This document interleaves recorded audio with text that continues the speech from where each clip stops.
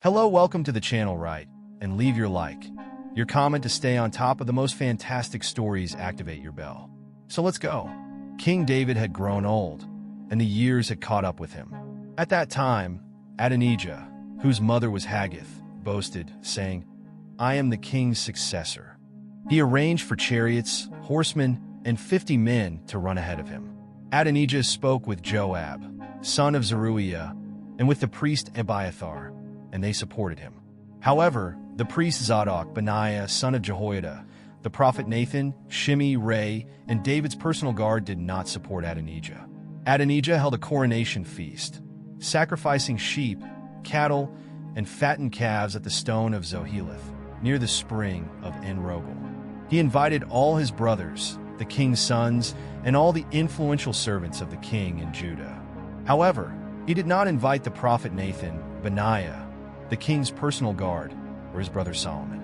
Nathan approached Bathsheba, Solomon's mother, and said, "Did you know that Adonijah, son of Haggith, has proclaimed himself king, and our Lord David knows nothing about it? Now let me tell you how you can save your own life and that of Solomon. Go immediately to King David and say, 'My lord the king, did you not promise me that your son Solomon would succeed you as king and sit on the throne? So why has Adonijah been crowned king? While you are speaking with the king, I will come in and confirm what you say.'" Bathsheba hurried to the king's room. He was very old, and Abishag was at his side, caring for him.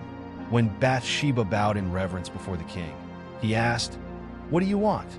She replied, "My lord the king, you promised me in the name of the Eternal, your God, that your son Solomon would succeed you as king and sit on the throne. But now, look at what is happening. Adonijah has been crowned king, and my lord, the king, knows nothing about it.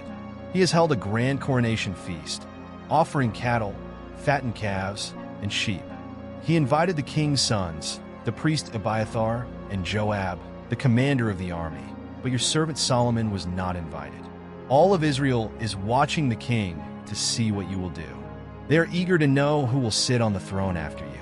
If you do nothing, on the day you are laid to rest, my son and I will be condemned to death." While she was still speaking to the king, the prophet Nathan arrived at the palace. The king was informed, "The prophet Nathan is here." He entered the king's presence and bowed with his face to the ground in reverence. Nathan began to speak. "O king, my lord, did you say that Adonijah would succeed you as king and sit on the throne? Because that is what is happening. He has held a great coronation feast with cattle, fattened calves, and sheep. He invited all the king's sons, the army officers, and the priest Abiathar.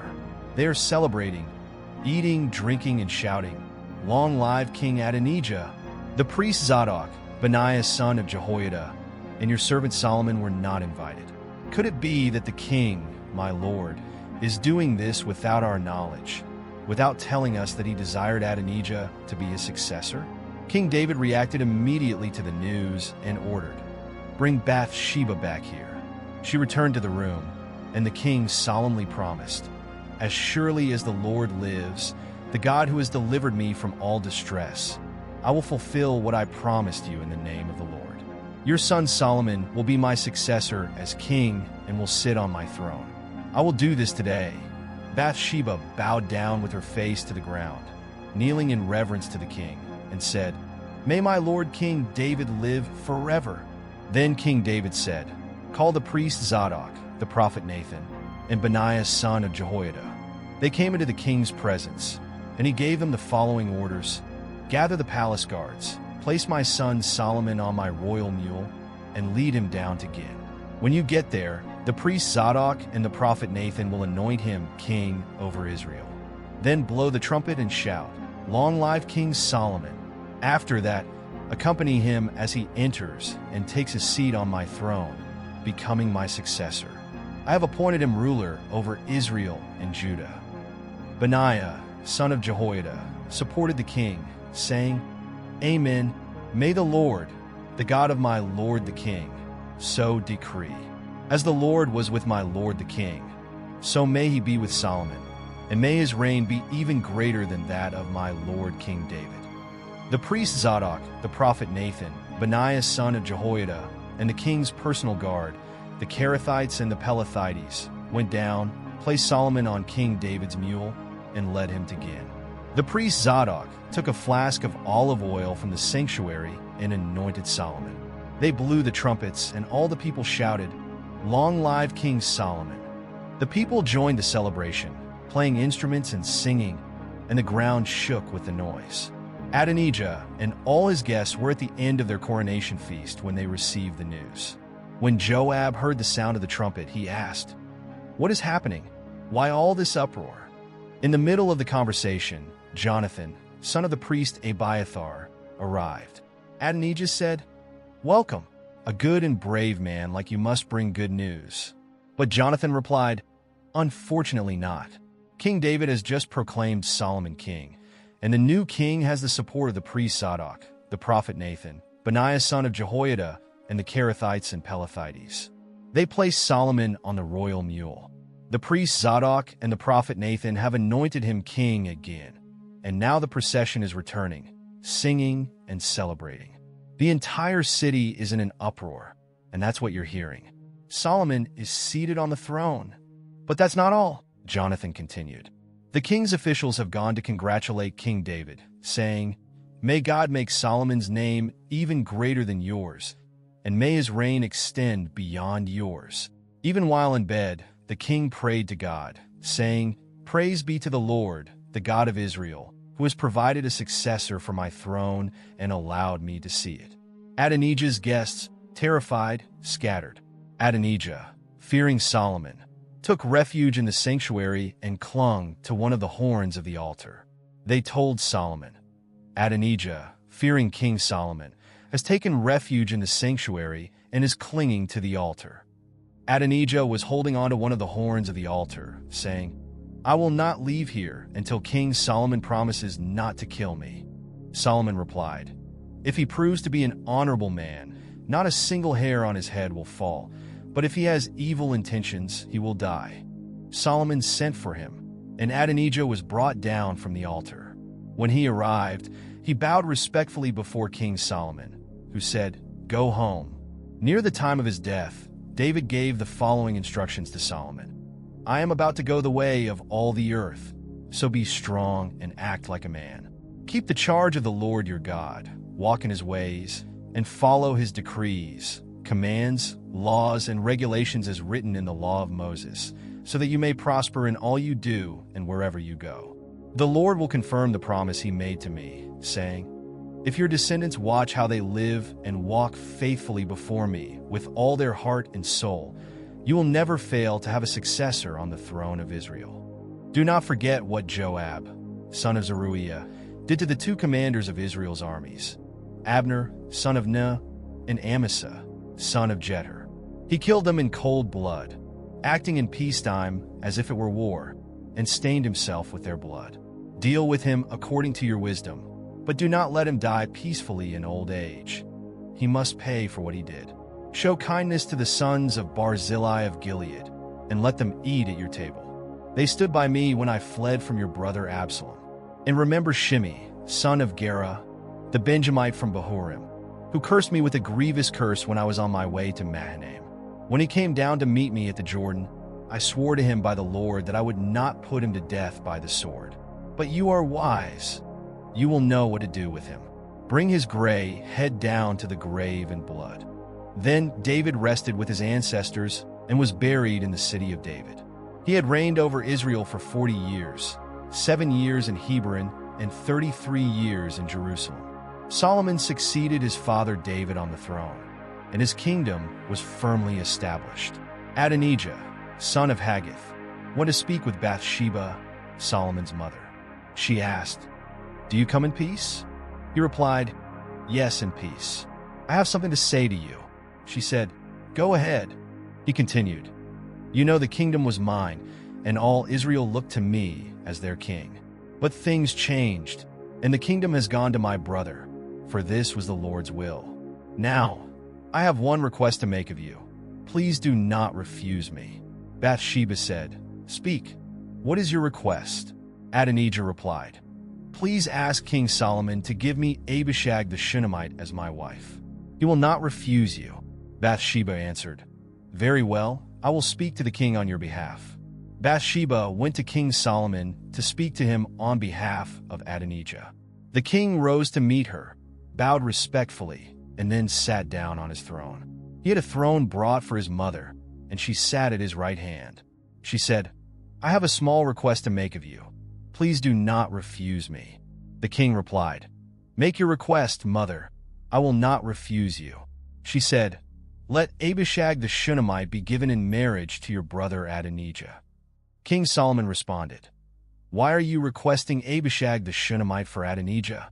Why not also ask for the kingdom for him?" "Why not ask for the whole kingdom at once?" said Solomon. "After all, he is my older brother, and he has the priest Abiathar and Joab, son of Zeruiah, as allies." King Solomon swore by the name of the Lord, "May God deal with me, be it ever so severely, if Adonijah does not pay for this offense with his life. As surely as the Lord lives, the God who has established me on my father David's throne and placed me over the kingdom as he promised, Adonijah will be put to death today." Then King Solomon gave orders to Benaiah, son of Jehoiada, who struck down Adonijah, and he died. Afterward, the king said to the priest Abiathar, "Go back to your land in Anathoth. You deserve to die, but I will not put you to death now, because you carried the ark of the sovereign Lord before my father David and shared all his hardships." So Solomon removed Abiathar from the priesthood of the Lord, fulfilling the word the Lord had spoken at Shiloh concerning the house of Eli. When Joab heard about this, he had conspired with Adonijah, though he had remained loyal during Absalom's rebellion. He fled to the tent of the Lord and took hold of the horns of the altar. King Solomon was told that Joab had fled to the tent of the Lord and was beside the altar. Solomon ordered Benaiah, son of Jehoiada, to go and strike him down. Benaiah went to the tent of the Lord and said to Joab, "Come out, the king commands it." But Joab answered, "No, I will die here." So Benaiah returned to the king and reported Joab's answer. The king replied, "Do as he says. Strike him down and bury him, and so clear me and my father's family of the guilt of the innocent blood that Joab shed." He struck down 2 men more righteous and better than himself, Abner, son of Ner, commander of Israel's army, and Amasa, son of Jether, commander of Judah's army, killing them in peacetime as though in battle. With their blood, Joab stained his own belt and sandals. May the guilt of their blood rest on the head of Joab and his descendants forever, but may the peace of the Lord rest on David, his descendants, his house, and his throne forever. So Benaiah, son of Jehoiada, went and struck down Joab, and he was buried at his home in the country. The king then put Benaiah, son of Jehoiada, in charge of the army in Joab's place, and appointed Zadok the priest in Abiathar's place. Then the king summoned Shimei and said to him, "Build yourself a house in Jerusalem and live there, but do not go anywhere else. The day you cross the Kidron Valley, you can be sure you will die. Your blood will be on your own head." Shimei answered the king, "What you say is good. Your servant will do as my lord the king has said." And Shimei stayed in Jerusalem for a long time. But 3 years later, 2 of Shimei's slaves ran off to Achish, son of Maacah, king of Gath, and Shimei was told, "Your slaves are in Gath." At this, he saddled his donkey and went to Achish at Gath in search of his slaves. He brought them back from Gath. When Solomon was told that Shimei had gone from Jerusalem to Gath and returned, the king summoned Shimei and said to him, "Did I not make you swear by the Lord and warn you? On the day you leave to go anywhere else, you can be sure you will die? At that time, you said to me, 'What you say is good. I will obey.' Why then did you not keep your oath to the Lord and obey the command I gave you?" The king also said to Shimei, "You know in your heart all the wrong you did to my father David. Now the Lord will repay you for your wrongdoing. But King Solomon will be blessed, and David's throne will remain secure before the Lord forever."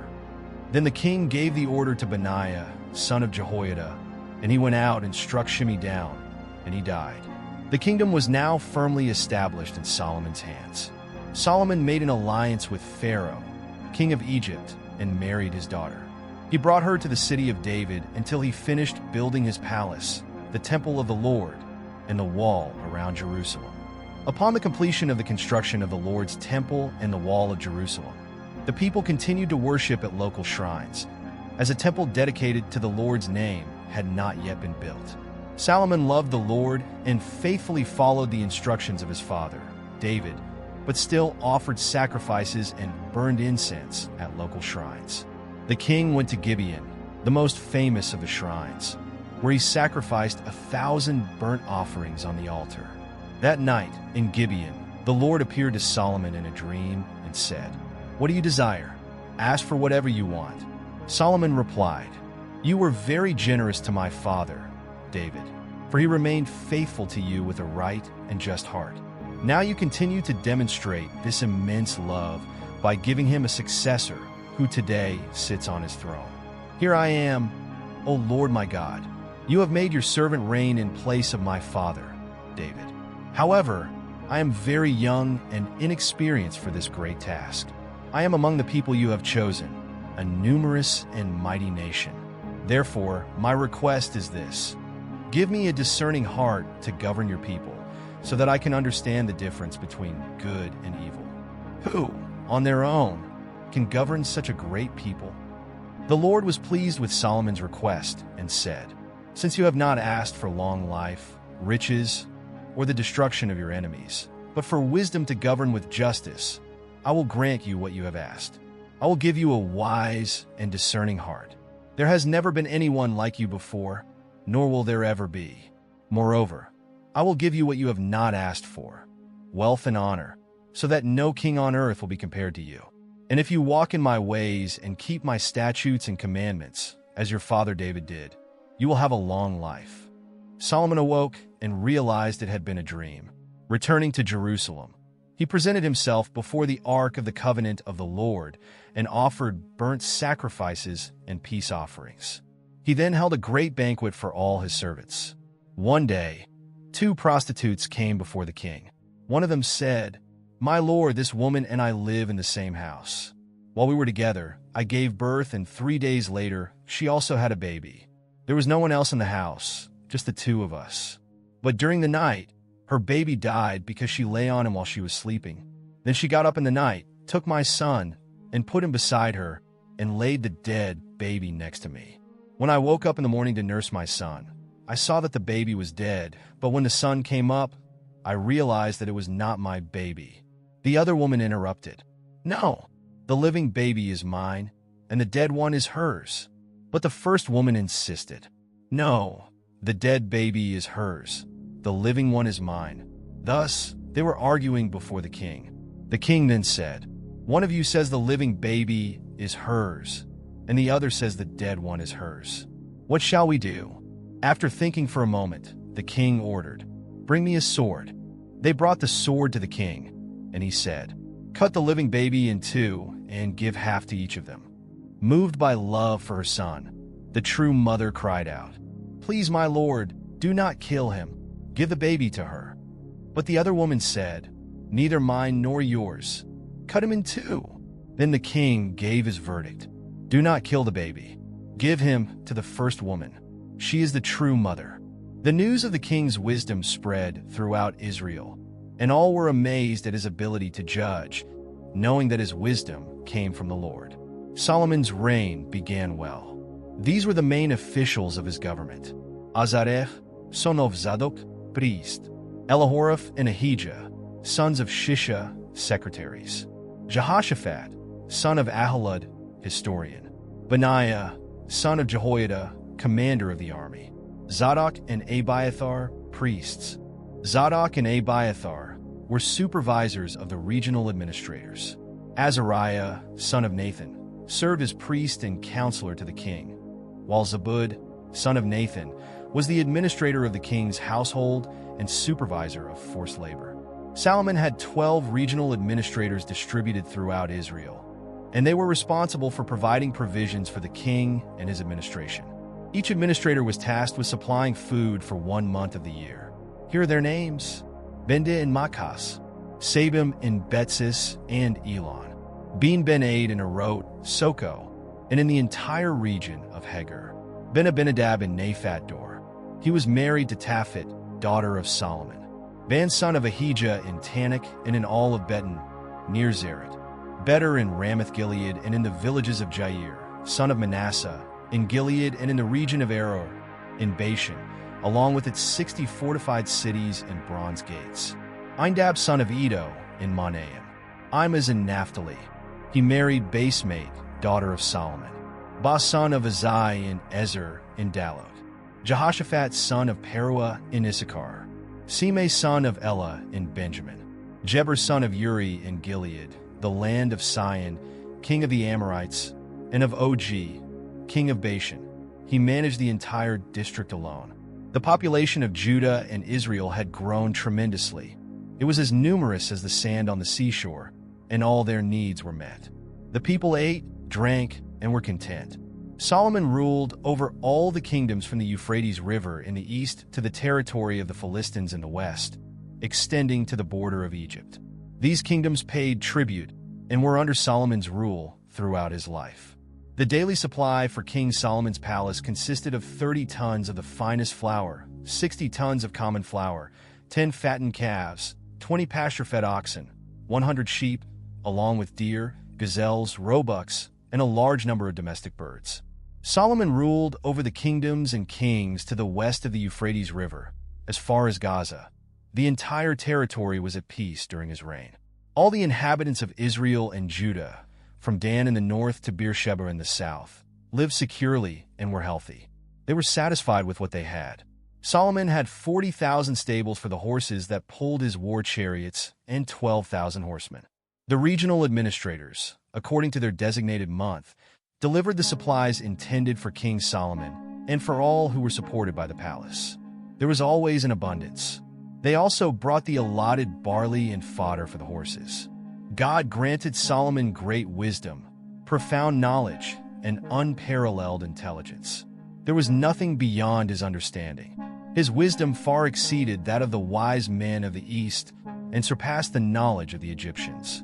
He was wiser than anyone else, more so than Ethan the Ezrahite, more than Heman, Calcol, and Darda, the sons of Mahol. He became famous in all the surrounding nations. He composed 3,000 proverbs, and his songs numbered 1,000. He knew everything about plants, from the great cedars of Lebanon to the hyssop that grows out of the wall. He understood everything about mammals, birds, reptiles, and fish. People came from all nations to hear him speak, most of them emissaries of kings who had heard of his reputation for wisdom. When Hiram, king of Tyre, heard that Solomon had been crowned king in place of his father, David. Note, the text ends here. If there's more, please provide it, and I'll be happy to continue. David sent ambassadors to Israel. He always had a close relationship with Solomon. The king said to him, "You know that my father David did not build a temple in honor of the Eternal, because he was at war all the time, everywhere, until the Eternal put all his enemies under his dominion. Now the Eternal has granted peace to the entire territory. We have no enemies and face no hostilities. I believe it is the right time to build a temple in honor of my God, according to the promise of the Eternal to my father. Your son, who will succeed you on the throne, will build a house in my honor. Therefore, I need your help. I ask you to authorize the cutting of cedars in the forest of Lebanon. My lumberjacks will work in partnership with yours, and I will pay your employees the salary that is stipulated. You know that among my people, there is no one who knows how to cut wood like the Sidonians." When Hiram received Solomon's message, he was very pleased and exclaimed, "Blessed be the Eternal, who gave David a son so wise to govern that great nation." He sent word to Solomon, "I have received your request for cedars and pines. You will have everything you desire. My lumberjacks will take the wood from the forest of Lebanon to the sea, and I will float it to the location you specify. There will be unloaded so you can take it. I only ask that you take responsibility for feeding my workers." That is how Hiram provided all the cedar and pine wood that Solomon desired. In return, Solomon gave Hiram 20,000 tons of wheat and 20,000 tons of pure olive oil. The same amount was sent each year. The Eternal granted wisdom to Solomon, as he had promised, and there was peace between Hiram and Solomon, formalized through a treaty. King Solomon enlisted 30,000 men from all parts of Israel. He grouped them into shifts of 10,000 per month to work in the forest of Lebanon. They worked 1 month and rested for 2. Hiram was the chief of the workers. Solomon also had 7,000 unskilled workers and another 80,000 stonecutters in the mountains. There were also 3,300 masters of the work to supervise the work, and the workers followed the orders of the king. They transported enormous blocks of stone that would serve as the foundation for the temple. The builders of Solomon and Hiram, in partnership with the men of Jebel, cut and prepared the wood and stones for the construction of the temple. 480 years after the Israelites left Egypt, in the 4th year of Solomon's reign over Israel, in the month of Ziv, which is the 2nd month, Solomon began to build the temple of the Eternal. The temple that King Solomon built for the Eternal was 27 meters long, 9 meters wide, and 13.5 meters high. There was a portico along the 9 meters of width of the temple that extended 4.5 meters. The temple had windows with narrow grates along the outer wall. The king constructed a supporting structure that contained several small-sized rooms. The lower floor was 2.2 centimeters wide, the middle floor was 2.7 centimeters wide, and the third was 3.1 centimeters wide. He made projections on the outer wall of the temple to support the beams. The stone blocks for the construction of the temple were all quarried at the stone pit. Therefore, there was no sound of hammer, chisel, or any other iron tool at the construction site. The entrance to the lower floor was on the south side of the temple, and there was a staircase. It led to the 2nd floor and then to the 3rd. Thus, the construction was made and completed. Solomon made a ceiling with a wooden structure and cedar boards.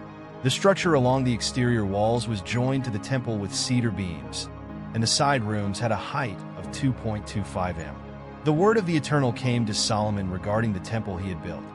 It is important that you live according to what I have determined and obey everything I say, following my instructions with all attention and obedience, so that I fulfill in you the promise I made to your father David. I will personally dwell among the Israelites and will not abandon my people, Israel. Solomon constructed and completed the temple. He finished the interior, from the floor to the ceiling, with cedar boards. The altar was made with pine boards. He set aside 9 m at the back of the temple to create the inner sanctuary, the most holy place, which he covered with cedar boards from floor to ceiling. For the floor, he used pine boards. In front of the main sanctuary, it measured 18 m. The entire interior of the temple was lined with cedar, carved with designs of fruits and flowers. There was no stone visible. Everything was covered with wood. The inner sanctuary of the temple was the location of the Ark of the Covenant of the Eternal. This inner sanctuary had a height of 9 m, a width of 9 m, and a length of 9 m. Everything was covered with gold. The cedar altar also received a covering of pure gold. The entire interior of the temple was lined with gold. There were chains of gold hanging in front of the inner sanctuary, on the walls, the ceiling, the floor, and the altar. In short, there was gold everywhere. He also made 2 cherubim of olive wood, each 4.5 m tall. The 2 were of the same size and measurements. Their open wings measured 2.25 m from tip to tip. He placed a cherubim in the inner sanctuary. The open wings of the 2 cherubim extended the length of the room. The tip of one cherub's wing touched one wall, while the tip of the other cherub's wing touched the opposite wall. In the middle, the wings touched each other. The cherubim were also covered with gold. He also carved figures of cherubim, palm trees, and flower buds on all the walls of the main sanctuary and the inner sanctuary. The altar, both inside and outside, was also covered with gold.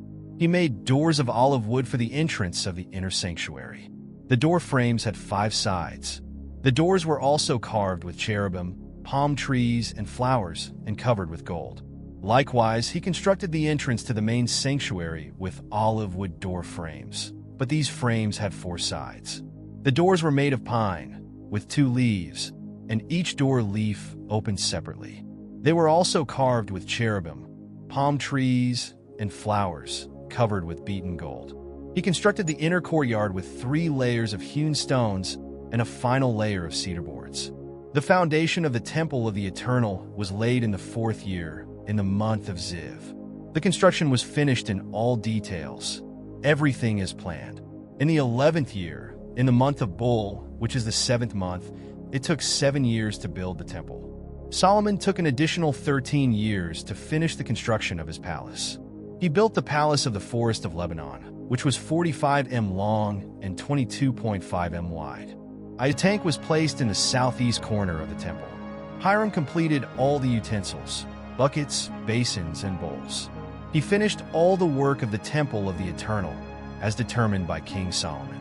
2 columns were constructed, 2 capitals on the columns, 2 sets of chains to decorate the capitals, and 400 pomegranates for the chains, arranged in 2 rows. There were also 10 supports, each with a basin, the tank, and 12 bowls beneath the tank, along with various buckets, basins, and bowls. All the utensils that Hiram made at King Solomon's request for the Temple of the Eternal were made of polished bronze. He cast them in clay molds in the Jordan Plain, between Sukkot and Zerah. These utensils were never weighed. There were many objects, and no one has any idea how much bronze was used. Solomon also ordered the construction of all the furniture and other internal accessories for the Temple of the Eternal. The golden altar, the golden table on which the bread of the presence was placed, and the pure gold lampstands, distributed 5 on the right and 5 on the left in front of the inner sanctuary. The flowers, lamps, and tongs made of gold, the bowls, wick trimmers, basins for the purification, the bowls, and the pure gold incense burners, as well as the hinges of the inner doors of the most holy place and the main sanctuary, were completed. After this, King Solomon brought the consecrated utensils from his father David, the silver, the gold, and the utensils, all taken to the treasure of the Temple of the Eternal. To celebrate the completion of the work, King Solomon summoned all the leaders of Israel, the heads of the tribes, and the patriarchal clans to bring the Ark of the Covenant of the Eternal from Zion, the city of David. All Israel gathered before King Solomon in the month of Ethanim, the 7th month, for the great autumn festival. With all the leaders of Israel present, the priests carried the Ark of the Eternal and brought it along with the tent of meeting and its consecrated utensils. King Solomon and all the community of Israel were before the ark, worshiping and sacrificing with many sheep and oxen. There were so many animals that they could not be counted. The priests brought the Ark of the Covenant of the Eternal to the designated place in the inner sanctuary, in the most holy place, under the wings of the cherubim. The outstretched wings of the cherubim extended over the ark and its poles. The poles were so long that the ends could be seen from the entrance of the inner sanctuary. From further away, they could not be seen. They remain there to this day. Inside the ark were only the 2 stone tablets that Moses had kept while still in Egypt, where the Eternal made a covenant with Israel after bringing his people out of Egypt. When they came out of the most holy place, a cloud filled the temple of the Eternal, and the priests could not carry out their priestly duties because of the cloud, for the glory of the Eternal filled the temple. Then Solomon prayed, "O God, I have built this majestic temple as a permanent sign of your invisibility." After that, the king turned to the community and blessed the people, saying, "Blessed be the Eternal, the God of Israel, who spoke personally to my father David, for now he fulfills what he promised, saying, 'Since I brought my people Israel out of Egypt, I did not separate a city among the tribes of Israel to build a temple that would establish my name. David was to govern my people, Israel. My father, David, wanted to build a temple in honor of the name of the eternal God of Israel. But the Eternal said, "It is good to know that you desire to build a temple to honor me. However, it will not be you who will build it, but your son, who will construct it in honor of my name." The Eternal fulfilled what he promised. I am the successor of my father, David, in governing Israel, as the Eternal promised. I built a temple to honor the eternal God of Israel and designated a place for the ark that contains the terms of the covenant that the Eternal made with our ancestors when he brought them out of the land of Egypt. Before the entire community of Israel, Solomon stood before the ark, lifted his hands to heaven, and prayed, "O eternal God of Israel, there is no God like you in heaven above or on earth below. who faithfully keeps the covenant with your servants and has an unwavering love for those who live in sincere obedience to your ways. You have fulfilled the promise made to my father David. You have done exactly what you promised. The proof of this is before our eyes today. O eternal God of Israel, continue to keep the promises made to my father David, that you will always have a descendant to represent my governance on the throne of Israel, on the condition that his descendants remain faithful to me, as you are, O God of Israel. May this happen. Confirm and realize these promises. Is it possible for God to dwell among us? The universe itself is not sufficient to contain your being, much less the temple I have built.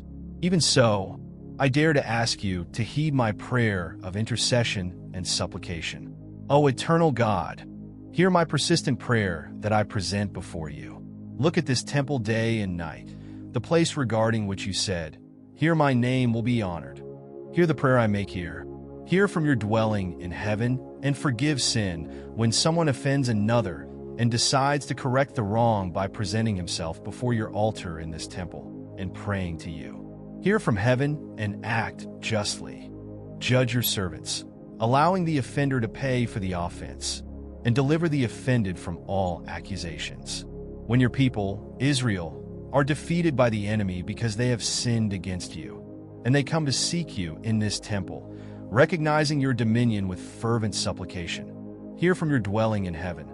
Forgive the sin of your people, Israel, and bring them back to the land that you gave to their ancestors. When the heavens withhold rain because your people have sinned against you, and the people come here to pray, recognizing your dominion and abandoning their sins because of the punishment they have suffered, hear from your dwelling in heaven and forgive the sin of your servants, your people Israel. Then renew your care for them. Teach them to live as they should. Send rain upon the land that you gave to your people as an inheritance. When calamities occur, such as famine, disasters, failure, or disease in the crops, invasions of locusts, or when an enemy attacks, and any prayer that any person from your people, Israel, makes, recognizing the consequences of their error and stretching out their hands toward this temple, pleading for your help, hear from your dwelling in heaven. Forgive and act. Asterisk, asterisk. Give each one what he deserves, for you know the heart of each one. Only you know the human heart, so that he may live before you in constant obedience in this land that you gave to our ancestors. Do not forget the foreigner who is not part of your people, Israel, but who has come from a distant country because of your fame. People from all nations will come here because of your great name, because of the wonders of your power. People who come to pray in this temple, hear from your dwelling in heaven. Attend to the heart of the foreigner, so that all peoples of the earth may know who you are and live in reverent obedience before you, like your people, Israel, so that they may know that you and no one else make this temple that I have built what it is. When your people go out to war against their enemies, at the time and place that you determine, and pray to the eternal directed toward the city you have chosen and this temple that I have built for the honor of your name, hear from heaven the prayer and supplication of your people and defend their cause. When your people sin against you, and they surely will sin, for there is no one who does not sin, and in your anger you deliver them to the enemy to be taken captive to their land, whether near or far. But if they repent in the land of their captivity and pray from exile with sincere hearts, we have sinned, we have committed a great error, we have acted wickedly. And let them change their hearts with determination in the land of the enemy who conquered them, and pray to you directed toward this land, the land that you gave to their ancestors, for the city you have chosen, for this temple that I have built to honor your name. Hear from your dwelling in heaven the persistent and fervent prayers and defend their cause. Forgive your people who have sinned against you. Forgive the terrible rebellion and make their oppressors compassionate toward them. After all, they are all your people, your valuable inheritance, whom you rescued from the midst of that foundry, Egypt. Listen attentively to the prayers of your servant and of your people, Israel. Hear whenever they cry out to you. You yourself chose, among all the peoples of the earth, to be your people, as you said through your servant Moses when you brought our ancestors out of the land of Egypt. Having finished praying to the Eternal in this bold and eloquent manner, Solomon stood before the altar of the Eternal, where he had been on his knees all the time, with his arms outstretched to heaven. Standing up, he blessed the congregation of Israel, crying out in a loud voice, "Blessed be the Eternal, who granted peace to his people, as he promised. None of all the wonderful promises he made through Moses have failed. May the Eternal, our God, be with us as he was with our ancestors and never abandon us. Do not abandon us. Always be attentive and dedicated to him, so that we may follow the path he has laid out for us, paying attention to his guidance and walking in the rhythm and pace he established for our ancestors. May the words I have spoken in the presence of the Eternal always be before him, day and night, so that he may do what is right for me and ensure justice for his people, Israel, day after day. Then all the peoples of the earth will know that the Eternal is the true God and that there is no other God. As for you, live in total obedience to the Eternal, our God, following the path he has laid out for us. Be attentive to everything he has shown us. Today, the king and all Israel worshipped, offering sacrifices to the Eternal. Solomon presented peace offerings and sacrifice to the Eternal 22,000 bulls and 120,000 sheep. This is how all Israel and the king dedicated the temple of the Eternal. On that same day, the king dedicated the central part of the courtyard that was in front of the temple of the Eternal for sacred use. There he sacrificed burnt offerings, grain offerings, and the fat of the peace offerings, for the bronze altar could not accommodate all these offerings. Thus, Solomon celebrated the Feast of Autumn with all Israel. There were people from the far northeast in Lebo-Hamath to the far southwest at the brook of Egypt, a great multitude. The feast lasted 7 days, and then another 2 weeks of celebration. Afterward, he dismissed them. The people blessed the king and returned home, all enthusiastic and with grateful hearts for all the good things the Eternal had done for his servant David and for all the people of Israel. After Solomon finished the construction of the temple of the Eternal and the royal palace, thus fulfilling his desire, the Eternal appeared again to Solomon, as he had in Gibeon. The Eternal said, "I have listened attentively to your prayer and your fervent supplications. I have already sanctified the temple you have built. My name is established there forever, and my eyes and my heart will be there forever. As for you, if you live before me as your father David did, with a pure heart and upright behavior, if you act according to my instructions, respect my guidance and my correction, I will ensure the stability of your reign over Israel. The same guarantee I gave your father David. You will always have a descendant on the throne of Israel. But if you and your descendants betray me and despise my instructions and my correction, and if you associate with strange gods, worshiping and serving them, the guarantee will be revoked. I will eliminate Israel from the land and reject the temple I have just sanctified for the honor of my name. Israel will be reduced to nothing and will be ridiculed among all the peoples of the earth. This majestic temple will be a subject of contempt. Strange people. Here's the rewritten text with proper formatting and punctuation. They will pass by, shaking their heads and saying, "What happened here? Why is it in ruins?" Someone will reply, "The people who lived here betrayed the Eternal, their God, who brought their ancestors out of Egypt. They associated themselves with strange gods, worshipped and served other deities. That is what happened. The Eternal allowed this destruction." After 20 years of construction of the temple of the Eternal and the royal palace, Solomon gifted King Hiram of Tyre 20 cities in the district of Galilee as retribution. Hiram had provided all the cedar, pine, and gold that Solomon desired. Hiram left Tyre to visit the cities, but did not like what he saw. He said, "What kind of gift is this, my friend? What useless cities?" To this day, people refer to those cities as the reward Hiram received from Solomon for the 4,200 kilograms of gold he provided. This is the record of the accomplishments of Solomon's workforce in building the temple of the Eternal, his royal palace, the defense system in Milo, the walls of Jerusalem, and the fortified cities of Hazor, Megiddo, and Gezer. Pharaoh, king of Egypt, attacked, conquered, and burned Gezer, killing all the Canaanite inhabitants. He then gave the city as a wedding gift to his daughter, the wife of Solomon, and the king of Israel rebuilt it. He also constructed Beth-horon the Lower, Baalath, and Tadmor in the desert, distant cities serving as storehouses and villages for horses and war chariots. Solomon built everything he desired in Jerusalem, in Lebanon, and in any place of his choice. The remnants of the ancient inhabitants of the land, the Amorites, Hittites, Perizzites, Hivites, and Jebusites, meaning the non-Israelite survivors of the wars, Solomon conscripted for forced labor. They continue to do so to this day. But the true Israelites were not treated this way. They were used in the army and in administrative roles as government leaders, commanders of chariots, and drivers of chariots. They were also officials in charge of projects and the execution of constructions. Solomon had 550 overseers overseeing the personnel subjected to forced labor.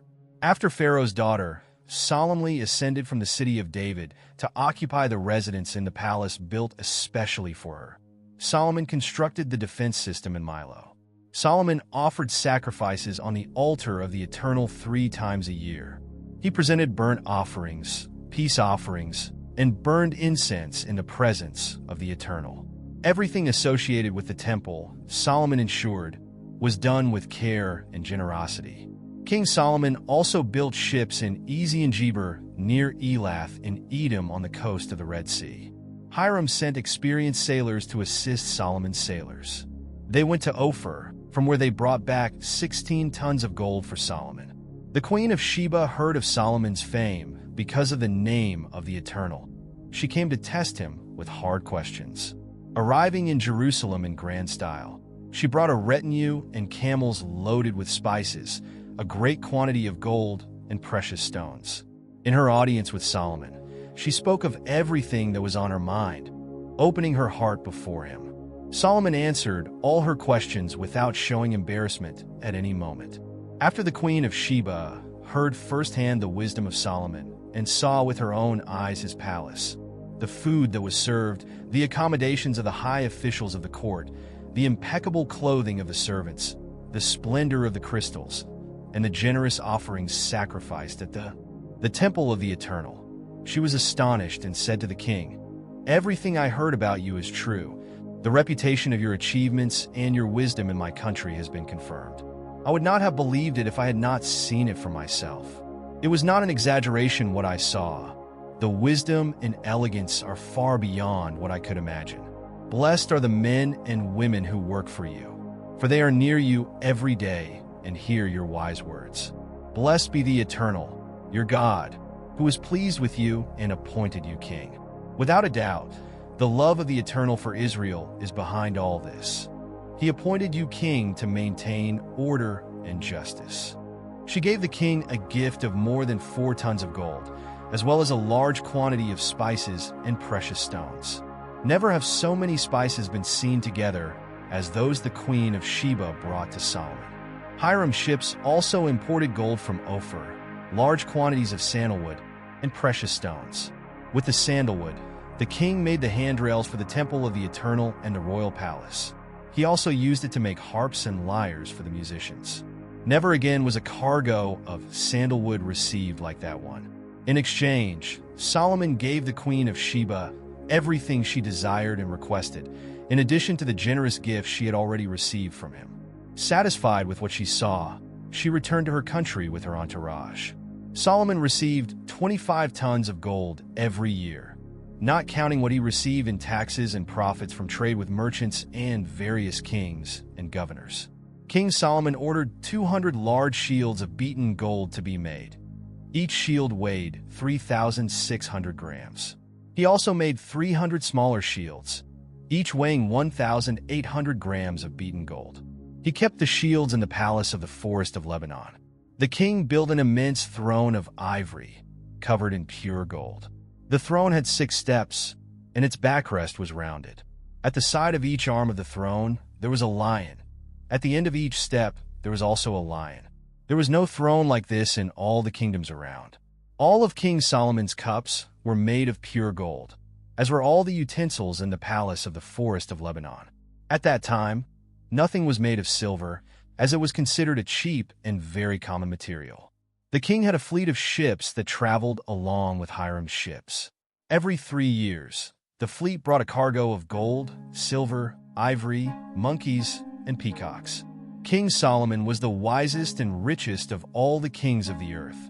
He surpassed them all. People from all corners of the earth came to meet Solomon and absorb a little of the wisdom that God had given him. Every year, visitors arrived in large groups and brought gifts: gold and silver items, clothing, modern weapons, exotic spices, horses, and mules.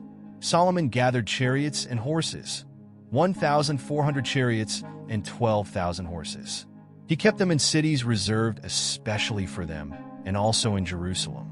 The king made silver as common as stones and cedar as plentiful as the sycamores of the plains. His horses were imported from Egypt and Cilicia, acquired by the king's agents. The chariots from Egypt cost 600 shekels of silver, and a horse was about 150 shekels of silver. Solomon traded them with the royal palaces of the Hittites and the Arameans. King Solomon was wise.